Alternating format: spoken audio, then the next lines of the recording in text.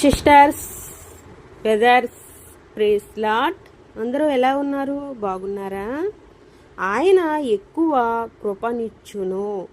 దేవుడు అహంకారులను ఎదిరించి దీనులకు కృప అనుగ్రహించును. క్రొత్త నిబంధన గ్రంథంలో సామెతల గ్రంథంగా యాకోబు పత్రిక అని పిలుస్తారు. పరిశుద్ధాత్మ దేవుడు యాకోబు ద్వారా అమూల్యమైన ఆధ్యాత్మికమైన సత్యాలను తెలియజేశారు. కృప సత్య సంపూర్ణుడైన దేవుడు తన ప్రజలకు ఎక్కువ కృపను ఇస్తారు అనే వాగ్దానం ఎంత ఊరటనిస్తుందో కదా. క్రైస్తవ జీవితం క్రీస్తు ప్రభు కృప మీద ఆధారపడిన జీవితం. అహంకారం, అహంభావం కృపను దూరం చేస్తాయి. ఆత్మలో దీనత్వం కలిగి ఉండినవాడు కృప సింహాసనానికి దగ్గరగా ఉంటాడు. నా రక్షకుని, నా మహిమకు, జీవయాత్రలో నా విజయానికి నీవు తప్ప మరొకరు లేరు ప్రభువా అంటూ దేవునిపై ఆధారపడడమే అసలైన దీనత్వం.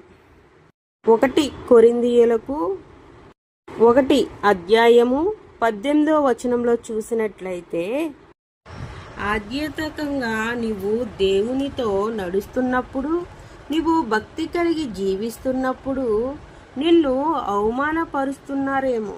వీరికి పిచ్చి పట్టింది. ఎప్పుడు దేవుడు దేవుడు, ఎప్పుడు దేవుడు అని నిన్ను హేళన చేస్తున్నారేమో. ఏమీ కాదు, ఎవ్వరు అయితే నిన్ను పిచ్చిదానివి అని నవ్వుతున్నారో ఒకరోజు ఖచ్చితంగా దేవుడు దగ్గరకు వస్తారు. వాళ్ళు ఒకరోజు ఎక్కువ భక్తి చేస్తారు. హల్లెలూయా. ఏ కొలతలు తెలుసుకో, ఎందుకో తెలుసుకో. జీవ మరణములు యెహోవా వశము. బలము ఉన్నప్పుడు దైవశక్తి ఎవ్వరికీ అర్థం కాదు.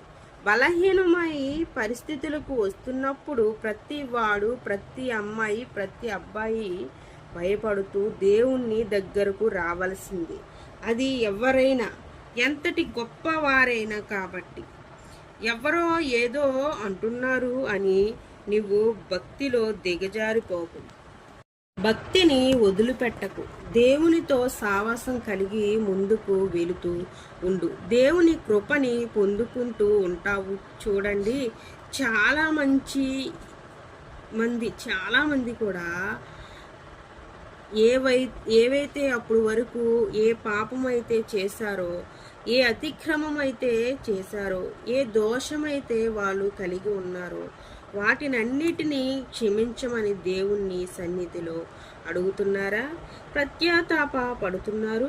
దేవుడు మరి ప్రత్యాతాపాన్ని, వారు విశ్వాసాన్ని చూసి ఎప్పుడైతే ఆ పాపములు క్షమించి నూతన జీవితాన్ని ఇస్తారో, ఇచ్చిన నూతన జీవితాన్ని దేవుని కోసం వాడకుండా మరలా కొన్ని రోజుల తర్వాత మీరు ఏదైతే పాపాన్ని విడిచిపెట్టారో, ఏదైతే వారు విడిచిపెట్టిన అతిక్రమంలో ఉంటాయో వాటి వైపు వెళ్ళిపోతూ ఉంటున్నారు. ప్రస్తుత రోజుల్లో చాలామంది ఇదే స్థితిని కలిగి ఉన్నారు. ఆయన మనకు ఒక నూతన జీవితాన్ని అందించిన తర్వాత మరలా అదే పాపంలోనికి చాలామంది పడిపోతూ ఉంటున్నారు.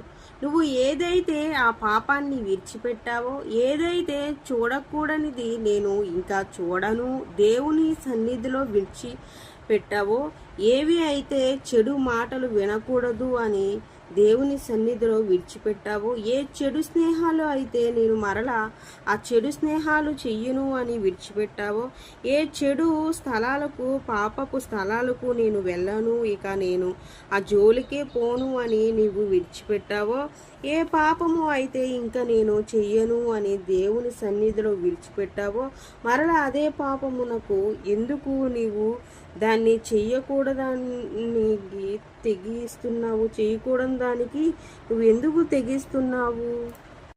ఒక్కసారి ఆలోచించు. ఎందుకు విడిచిపెట్టిన పాపం వైపు వెళ్ళిపోతున్నావు అంటే దేవుని యొక్క మాట మనకు సన్నుతించట్లేదు. సన్నుతించిన రోజు దేవుడు అద్భుత కార్యాలు చూస్తావు. ప్రియమైన సహోదరి, సహోదరుడా, హల్లెలూయా.